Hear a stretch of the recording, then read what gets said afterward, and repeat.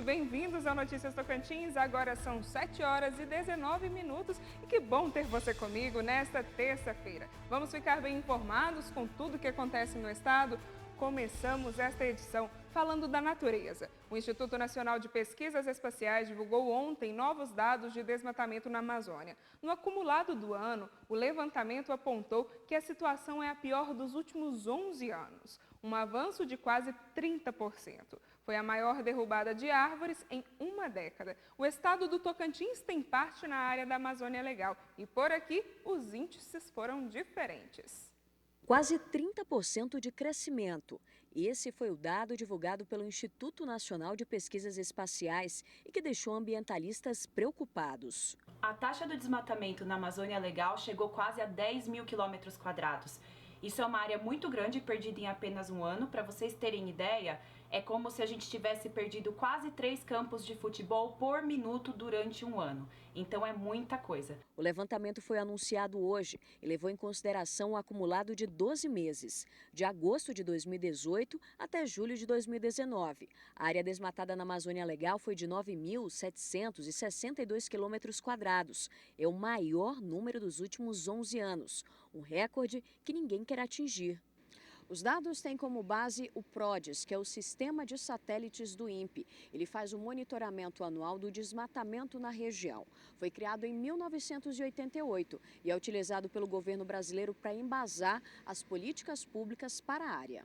Numa onda contrária ao restante da região, a estatística mostrou que o Tocantins teve uma redução do desmatamento. Ficou em último lugar, com apenas 21 quilômetros quadrados desmatados. E se o restante do país teve o pior resultado da década, o estado teve o melhor dos últimos 15 anos, redução de 87% se comparado a 2004. É possível e precisamos controlar o desmatamento, mas nem tudo na natureza o homem consegue. O Tocantins é o estado mais afetado quando falamos dos temporais. Aqui temos uma média de 20 raios por quilômetro quadrado. E durante um temporal, muita coisa pode acontecer, como acidentes envolvendo a rede elétrica. Mais de 400 postes já foram derrubados no Tocantins em consequência de temporais que atingiram o estado desde o final de setembro. Os ventos fortes e as descargas elétricas são os principais fatores para este tipo de prejuízo. O tempo de chuva é o mais esperado pelos tocantinenses devido ao calor intenso. Porém, com as chuvas vem alguns problemas. Um deles são os incidentes com postes de energia elétrica. Desde o final de setembro, mais de 400 deles foram derrubados por causa de temporais. A gente sabe que esse início do período chuvoso aqui no Tocantins, ele é precedido por tempestades muito fortes e muita descarga atmosférica, que não foi diferente esse ano. Se a gente olhar final de setembro, início de outubro, nós tivemos aqui eventos climáticos com severidade 4 e 5, segundo o INPE, que é o nível máximo de criticidade dessas condições climáticas. Então nós observamos ventos de 90 km por hora, muita descarga atmosférica, e a Energisa se prepara no período seco. É no período seco que a gente instala os equipamentos de proteção, reforça as redes, além da expansão, né? Faz manutenção nas nossas redes, para quando chegar esse período, a gente sofrer o menos possível com essa severidade climática. O Brasil é o país com o maior índice de raios do mundo. São pelo menos 78 milhões de descargas elétricas todo ano. No Tocantins, a média anual é de 20 raios por quilômetros quadrados. Os dados são do Instituto Nacional de Pesquisas Espaciais. Nós instalamos sistemas de proteção que numa tempestade e cai um raio na rede, por exemplo, esse sistema desliga a rede para proteger as cargas. E não só isso, a gente também instala para-raios ao longo da linha, em todos os transformadores, de modo que quando cai um raio em qualquer instalação elétrica nossa, esse raio é dissipado corretamente para a terra. E por falar em postes, além do mau tempo, eles são alvos de acidentes de trânsito. De acordo com a Energisa, de janeiro do ano passado até o começo de novembro deste ano, 718 acidentes envolvendo postes aconteceram no Tocantins. A concessionária de energia chegou a criar uma campanha para alertar os motoristas. É importante lembrar que o motorista envolvido no acidente terá prejuízo dobrado caso o poste seja alvo da batida. tem que arcar com os custos e é importante em qualquer situação, seja por eventos climáticos ou um acidente de veículo envolvendo poste, que se vê um cabo no chão, não se aproximar jamais desse cabo. E quanto aos acidentes com veículo no poste, que os motoristas procurem a Energisa para acertar esse dano que foi feito aos postes. A Energisa ainda alerta os motoristas sobre cuidados que devem ser tomados quando há acidentes envolvendo postes de energia elétrica. Quando houver um acidente de veículo com poste, seja na área urbana ou na área rural, que também acontece com tratores principalmente, é importante que o motorista não saia do veículo. Se ele estiver em condições seguras, não sair do veículo e esperar o socorro chegar até ele. Porque se tiver algum cabo em cima do carro, é mais seguro ele permanecer dentro do carro do que tentar descer do carro. E quem estiver próximo a esse acidente, que nunca chegue próximo ao veículo e, mais ainda, próximo aos cabos. Mantenha a distância, chame socorro, ligue para os bombeiros, ligue para a Energisa, que nós vamos mandar equipes especializadas para tratar a ocorrência. Falando dos temporais, vamos ver como que fica a previsão do tempo para o estado. Nesta terça-feira, o tempo quente e úmido atua sobre toda a região do Mato Piba, Maranhão, Tocantins, Piauí e Bahia, e favorece a formação de nuvens carregadas sobre os estados. A previsão é de pancadas de chuva isoladas e moderada a forte intensidade, com raios e rajadas de vento. Essa chuva é pontualmente forte, mas ocorre ainda de forma mal distribuída. Em Araguaína, o clima permanece estável, com pancadas de chuvas e trovoadas isoladas. A mínima registrada é de 23 graus e a máxima de 34. Em Lizarda, a máxima de 31 graus e a mínima de 19. O tempo fica nublado e encoberto com chuvas isoladas. Em Bom Jesus do Tocantins, a mínima é de 22 e a máxima de 31 graus. Vamos falar agora do Detran. Os documentos de veículos devem voltar a ser impressos. É que foi publicado no Diário Oficial o nome do novo presidente do departamento. Jasson Quirino da Silva, o atual vice-presidente executivo do órgão, ocupará os 2 cargos simultaneamente. A medida deve encerrar a suspensão da emissão de documentos que estava causando aí vários transtornos para os motoristas do estado. O vice-presidente já estava respondendo pelo Detran e a nomeação dele deve ser realizada com data retroativa, de forma que os documentos devem voltar a ser emitidos imediatamente. E ainda falando em trânsito, ontem um acidente deixou 2 pessoas mortas em Palmas após o veículo bater em uma árvore. O acidente aconteceu nesse trecho da Avenida Teotônio Segurado, na quadra 1403 Sul, por volta das 22 horas e 30 minutos desta segunda-feira. A picape de cor vermelha invadiu o canteiro central da avenida e se chocou com a árvore. No asfalto, ficaram as marcas da frenagem do veículo. 2 ocupantes que estavam no carro ficaram presos nas ferragens e morreram antes da chegada do Corpo de Bombeiros. Ainda não é possível afirmar as causas do acidente, o que ficará a cargo da perícia técnica realizada aqui no local ontem à noite. Com o impacto da batida, a placa que sinaliza a presença do semáforo foi arremessada a cerca de 30 metros. Os corpos das vítimas foram encaminhados ao Instituto Médico Legal de Palmas e na manhã de hoje as famílias compareceram no órgão para fazer a identificação. As vítimas foram identificadas como Rosbison Iakovic, de 37 anos, e Bruno Jankovic, de 26 anos. Eu vou para um rápido intervalo, não saia daí que no próximo bloco vamos mostrar o descaso na educação. É já já.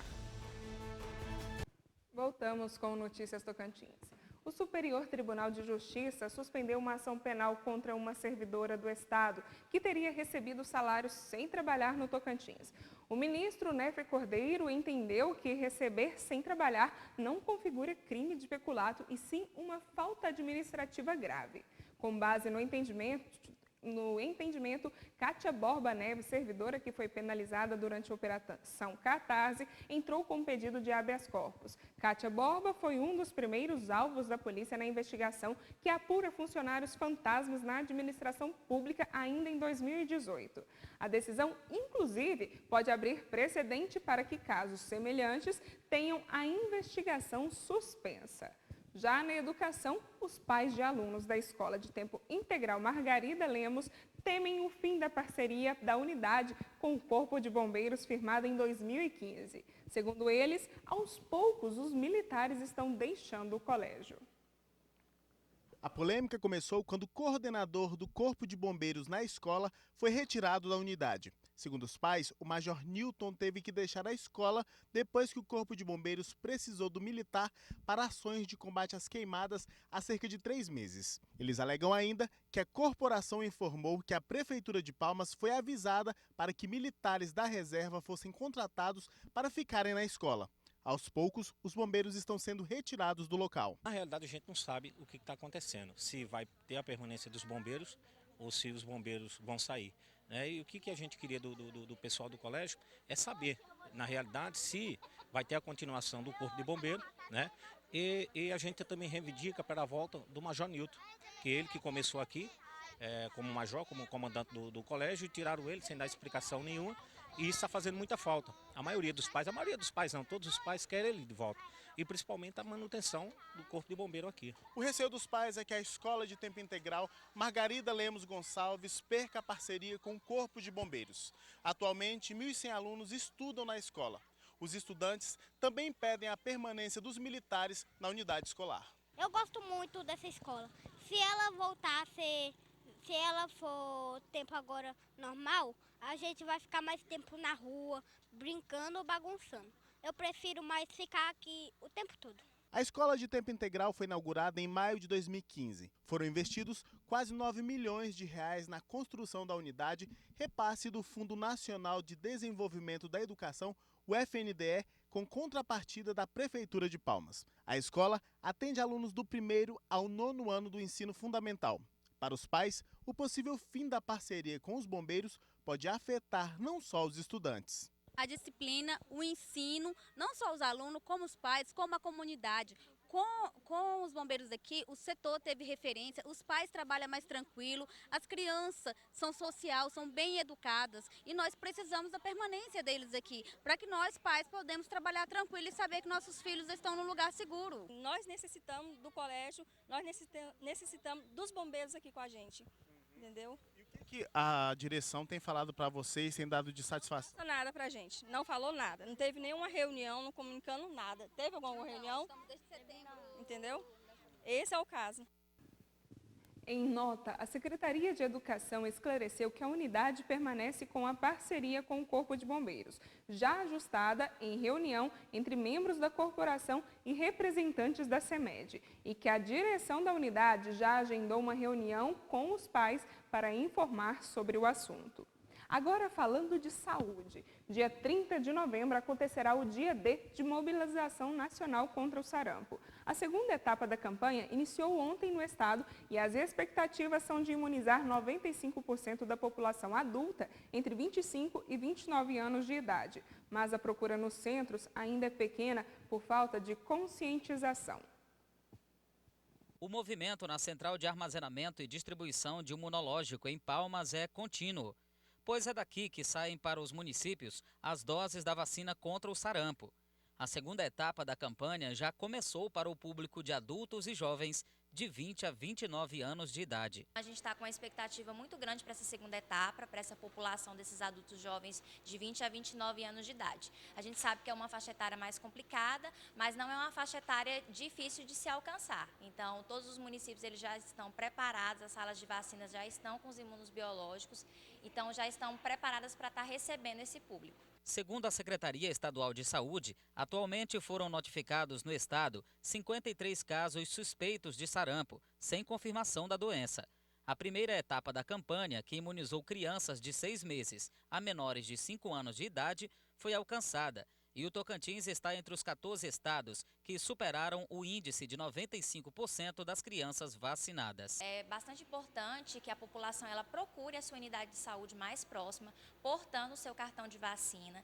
Caso a população não tenha o seu cartão de vacina, também não precisa se preocupar. É necessário ir até a unidade de saúde, que lá o profissional vai avaliar e saber se é necessário ele tomar ou não aquela dose de vacina. O dia D de vacinação contra o sarampo acontecerá no próximo dia 30 de novembro. E esse dia D a gente chama de dia de mobilização nacional, ou seja, todo o país vai estar em prol dessa campanha. As unidades vão estar disponíveis nos horários normais para estar recebendo esse público. Então, quem não conseguiria a partir do dia 18, dia 30 é o último dia para não esquecer, deixar anotadinho mesmo. Começou a Semana Global de Empreendedorismo. O tema esse ano é Empreender é Viver o Futuro Hoje. O momento acontece simultaneamente em todos os estados do Brasil até o dia 24 de novembro. E acontece até o próximo dia 24 de novembro, a Semana Global de Empreendedorismo em 170 países e aqui no Brasil e, claro, aqui no Tocantins. E para falar mais sobre o que é essa semana, eu converso com o Vonei Nóbrega, que é gerente aqui do Sebrae do Tocantins. O que é essa semana, Vonei? A Semana Global de Empreendedorismo ela é um grande movimento que acontece no mundo inteiro e ele tem como objetivo o quê? Trazer o tema do empreendedorismo para a pauta da discussão. Então é fazer com que as pessoas possam conhecer mais sobre o empreendedorismo, que nada mais é do que comportamentos, do que atitudes. Um colaborador pode ser um empreendedor, um empresário pode ser um empreendedor. As pessoas elas podem trabalhar esse comportamento para se tornarem empreendedoras.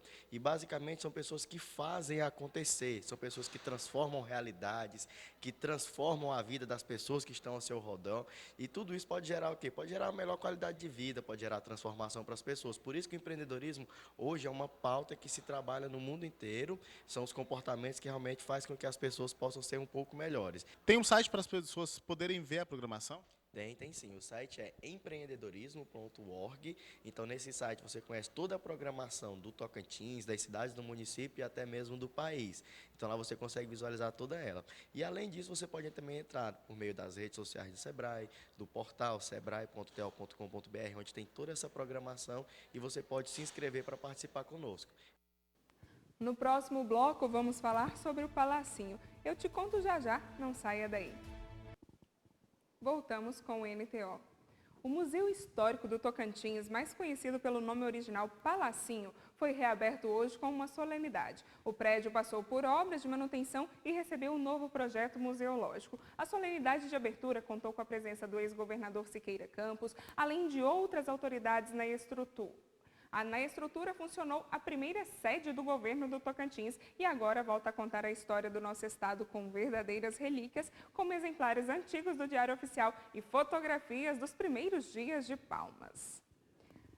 Falando agora de estética, para muitos usar aparelho dental é um terror.